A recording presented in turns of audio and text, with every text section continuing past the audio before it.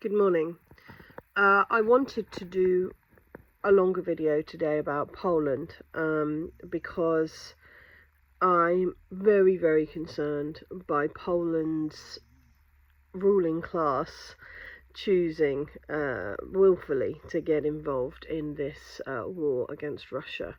And it's becoming more and more evident from what American commentators are saying, from what White House representatives are saying, that Poland is considered to be, the next Ukraine, if you like.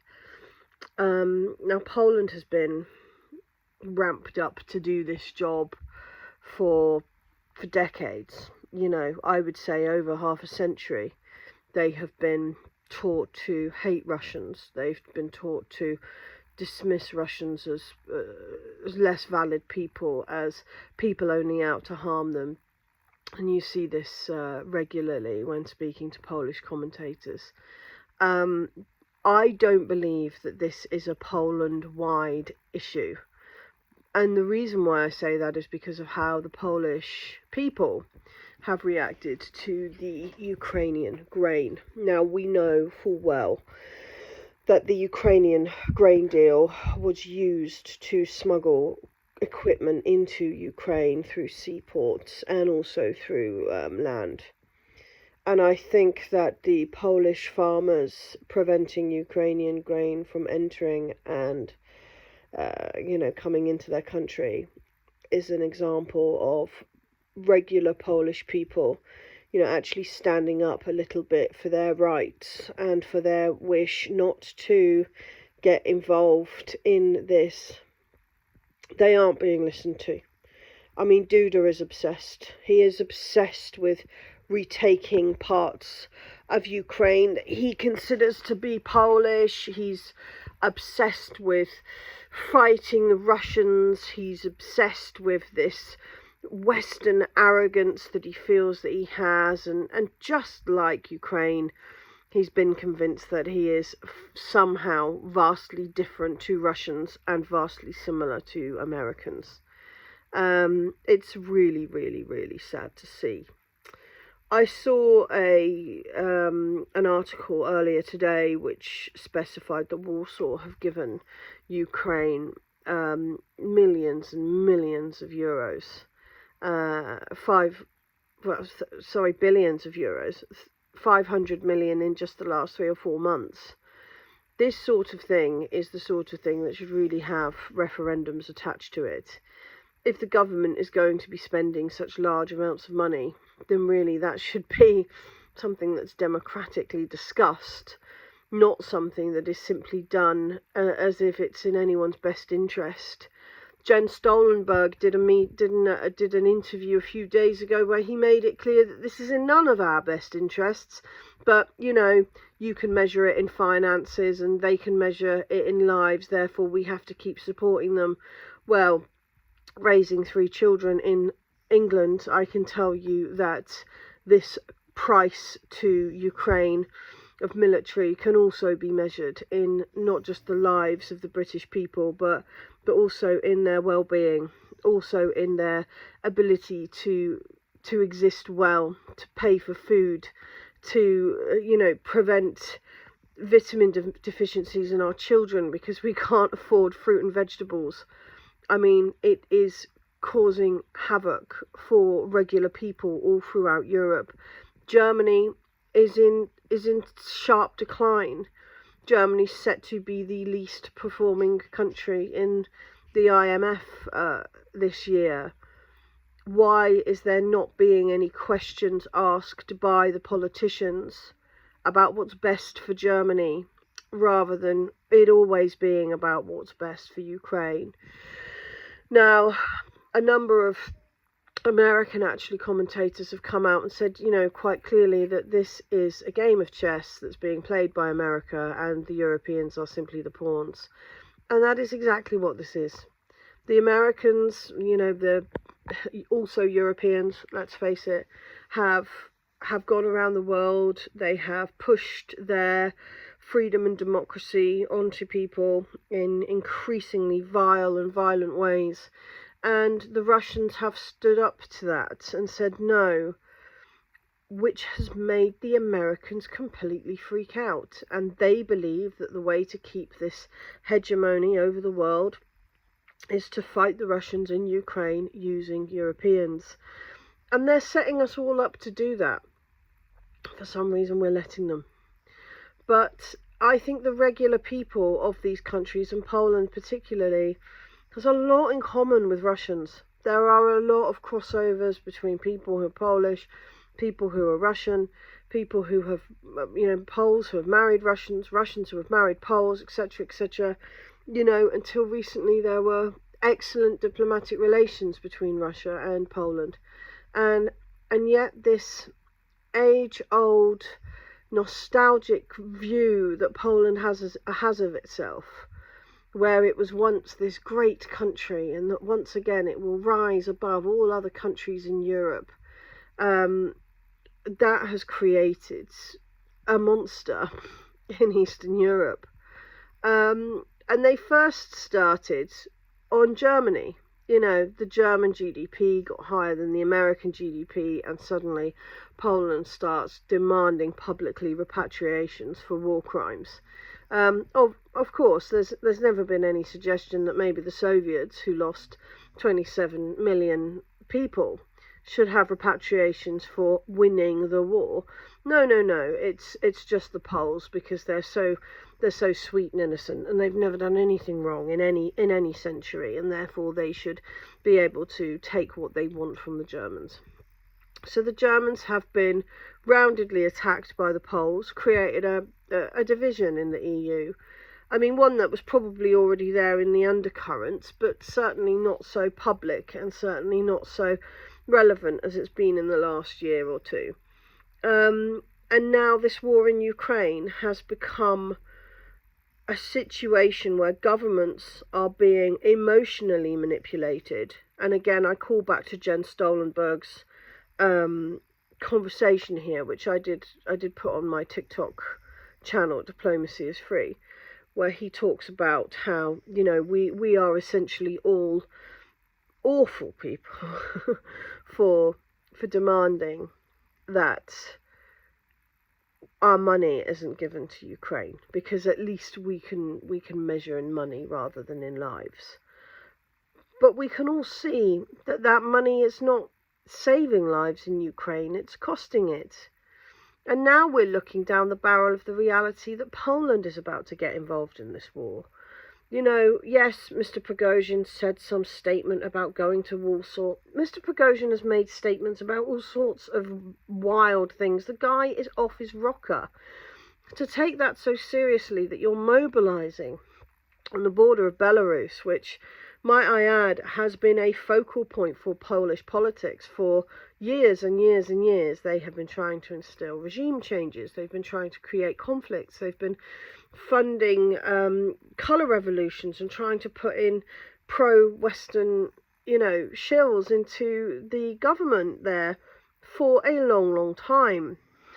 Poland needs to do is focus on Poland. In fact, what all countries need to do is focus on themselves. Because if Ukraine had done that in 2014, we wouldn't be in this position now. If Poland was doing that, we wouldn't be looking down the barrel of Poland entering this conflict without so much as support from NATO, because there is rounded, a rounded wish not to get involved amongst most NATO countries. The British have even come out and said, please don't use our tanks because we don't want to see them burning on the battlefield. This has been a terrible, terrible loss for NATO. It will, I believe, spell the end of NATO. And I think that will roll around very, very quickly if Poland chooses to go to war with Russia. Because I can't see most NATO countries jumping up to go and fight in this war with Poland. Especially when you speak to Polish people and they say, oh yeah, you might have helped in World War II, but we helped more. You would have lost if it wasn't for Poland. This is what they are taught. This is what they believe. The Polish have been so brainwashed that they honestly believe that they are somehow deeply responsible for the winning of the Second World War, and that the Russians are big and evil and nasty. it's wild to hear them and to speak to them. Are these really people that we're going to go into, another stage of this war for? Because that's how I see it. Some people see this as World War III. I've explained many times how I really see this as the end of World War II. You know, if it was World War III, it would at least be different people involved. It's not. It is, once again, the Soviets versus the West. And that is what we're fighting here. And the Americans, again, are funding both sides. It's wild to me. Romania, very quiet politically, but have made some real comments and kind of had to stand their ground a bit regarding the grain deal, as Ukrainian ships have lined up to port, and Romania has had to say no. You know, I realise that your ports have been destroyed near our country, but you can't just come here and use our ports, because they know that those ships are full of weapons. They know that Erdogan has been quite comfortable to allow these ships to go in either unchecked or checked and full of weapons. This is the reality that has come forward, and from what I can gather, Russia's not even taking phone calls from Turkey at the moment. They're absolutely livid. Now, is that because Erdogan released those Nazis?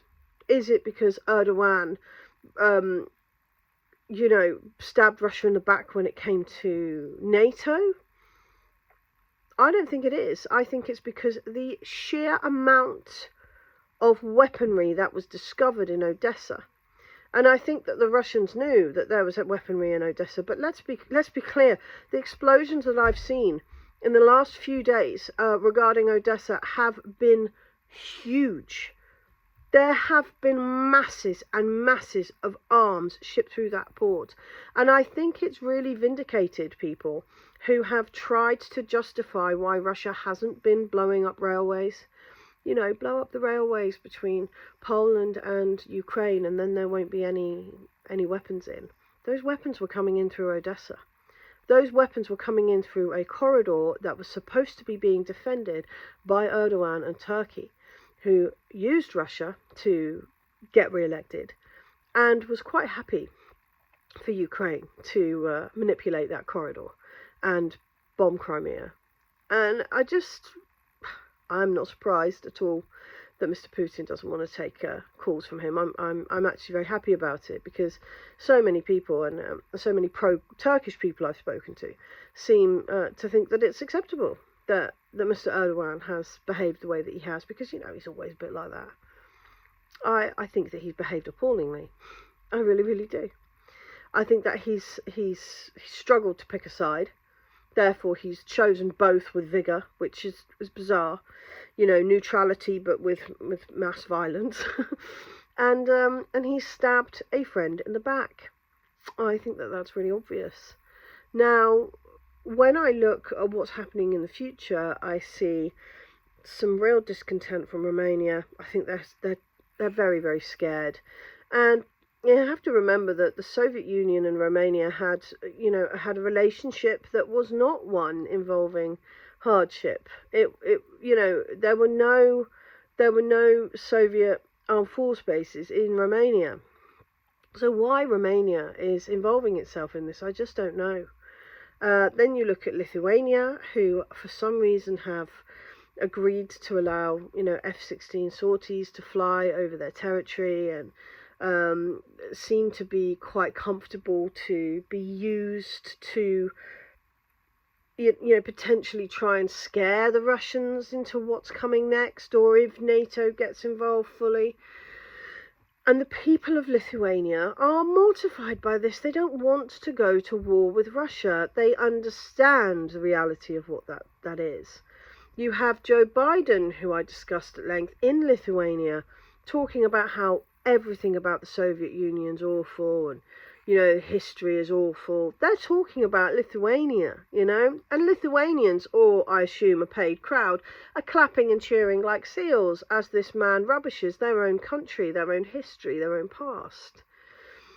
What's the Soviet Union ever done, he says to a country of people who were rescued from Nazis by the Soviet Union? What we're seeing in Europe is a continuation of, as I said, half a century or more of Russophobia, of a barbaric use of propaganda, media, folklore, to manipulate people into believing that there is this big bad enemy to their north that they're going to have to stand up and fight for their honour. And in the light of that, America has snuck in and done what it wants. In Poland, America, has built so many armed forces bases that Poland has essentially just become a vassal state of America. And where is the democracy here? This democracy that we go around the world and we fight in order to give people. Where are the questions being asked of regular human beings? There was a poll done in Poland of how many people wanted to go to war with Russia, and it was an astounding outright none. There are no Polish people wanting to go to war with Russia, yet here we are. Poland gearing up to go to war with Russia, with Belarus, to get involved in a larger way. Poland discussing taking back bits of Ukraine, reforming the Polish-Lithuanian Commonwealth, which would also involve taking back parts of Western Belarus. And when I speak to Polish people in their own aggressive way, they seem to have no real understanding that that's what their elected officials are pushing for. And, similar to the UK, they say, next year we can vote out the warmongers. Like the other parties any better. There are no options for, just not having a war. Poland, and I think this about Britain as well when it comes to Africa, something I'll do a different video on, but Poland has a real opportunity here to act as a mediator between Russia and Europe. Poland could be the change that we really need to see in this war. Ukraine has clearly been a cesspit of corruption. There's clearly been some problems with Nazism. There is no doubt about that now in the minds of anyone with any sense. Poland could be taking the steps to say, right, we understand why this has happened. We need to make sure that there is a neutral corridor between Russia and NATO. And how are we to do that? It would be similar to what the Soviets did for Poland when Germany invaded in 1939. But what worries me so much is that we are just being used. And it's not just the men, it's not just the soldiers. It's us, it's the mothers, it's the people trying to raise children in a world where we can no longer afford anything. Where wheat prices are going to go up, oil prices are going to go up, if we can even buy those things anymore. Because as the global south gets stronger, it becomes less and less important to even trade with us whatsoever. Do we really want that for our future? Do we want our children to be rebuilding the countries that we live in after we have destroyed every partnership that we have around the world with our own arrogance? Is that really what we're headed for here? Do we really want to watch Poland get invaded or begin a war with Russia? Is anyone really going to fight with them? Or is this another example of Western elitism pushing a small country into a war with an enemy that they simply cannot defeat? The Russian army is stronger now than it has been in 100 years. We need to realise that and maybe step back, because I really hoped that when Russia had finished defeating Ukraine, that there would at least be some conversations. And I am horrified that there seems to be no diplomacy whatsoever, and instead a focus now on Poland stepping up and becoming the next Ukraine. I'd like to remind everyone that even in the best case scenario, Ukraine had a 500,000 strong armed force in 2022. They've had at least 4 rounds of mobilization since then, and I'm going to say conservatively 100,000 foreign mercenaries in Ukraine fighting, most of which are gone. Poland has best case scenario, 150,000 fighting troops. I would imagine that a number of them have already gone into Ukraine. But even if they haven't, even if they are at full capacity, even if the vast numbers of equipment and ammunition that's been given to Ukraine has not impacted the Polish stockpiles whatsoever, and they even have the bullets to go into a war with Russia, even if they are at absolute full capacity, they are nowhere near as strong as the Ukrainian army was a year ago. And yet they want to, what exactly does Poland intend to do in this situation, and how does it intend for this to go? The Americans are desperate for the Europeans to get involved in this war so that they don't have to. That's the reality. If the Americans honestly believed that they could go in, spend 3 days bombing like they did in Iraq, and stop this, then they would. But they know that that's not possible. They know that it's going to be very, very difficult for them to push a reality where Russian troops meet American troops on the battlefield. So they are trying their hardest to push NATO, sans America, into a war with Russia. In order to fight for what? You know, for what? What have we gained from having this war with Russia? We haven't gained Ukraine. Ukraine is in ruins and is Russian. It's the fact, you know. Have we gained a better standard of life? No. Have we gained better trade relations moving forward? No, we haven't. We have lost Nord Stream 2. We've lost any ability to trade in any sort of equal level. And here in Britain, we voted out of this. We voted out of the EU. We voted to be nothing to do with this, and yet we are freely sanctioning ourselves away from Russian gas and oil. It's madness, and it's such an example of how democracy is this utopian standpoint which has never amounted to anything. But now we need to stand up, Europeans, and say we are no longer going to be manipulated like pawns for an American goal of global hegemony. We don't want this anymore. This is not benefiting us. It's not benefiting our children. It's not going to do anything good. And it certainly isn't going to beat Russia, because the armies of Europe cannot beat Russia. We can't even make weapons without Russia.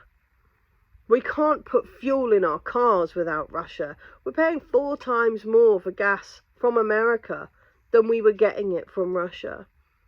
It's been quite cold in the UK this summer. In fact, I've had to buy some wood, which I wouldn't normally even dream of doing in July, but it's chilly. We are having chilly evenings, and it's going to be a cold winter. You know, it's going to be a cold winter in Germany. It's going to be a cold winter in France. And how are people supposed to afford this? And for what are we paying it? So that we can stand with America. Why? What benefit is it to Americans? What benefit is it to Europeans? And most succinctly right now, what benefit is it to the Polish? Do we really think going to war with Russia is going to benefit the Polish? Will it benefit the Polish like it's benefited Ukrainians? I've said from the off that this has never been a battle between Ukrainian freedom and Russian rule. This has been a battle of whether Ukraine is owned by America, by multinational American partners who have bought slices of Ukraine, bought factories, bought agriculture, you know, bought grain deals, or whether they are controlled by Russia. Well, on one side lies 500 billion in Western debt, and on the other side, as far as I can see, lies new apartment blocks and the ability to farm and trade freely with an enormous great trading bloc that isn't relying on your destruction to enslave you. I really, really want Europeans to think very strong about what we are defending here, because it seems to me like what we are defending is our own destruction and that of Ukraine. Anyway, this is my channel. Diplomacy is free. I'll do another video later on gender and the Russians' decision to ban gender reassignment surgeries. Please do consider dropping a bit of tip in my Buy Me a Coffee jar. It really does support me and my young family, especially during the summer holidays where they seem to increase their eating by an exponential amount. I also have a Patreon, which I will pop in the comments, and it's always wonderful when people sign up for that. Please do get in touch if you'd like me to discuss anything, and have a wonderful day. Much love.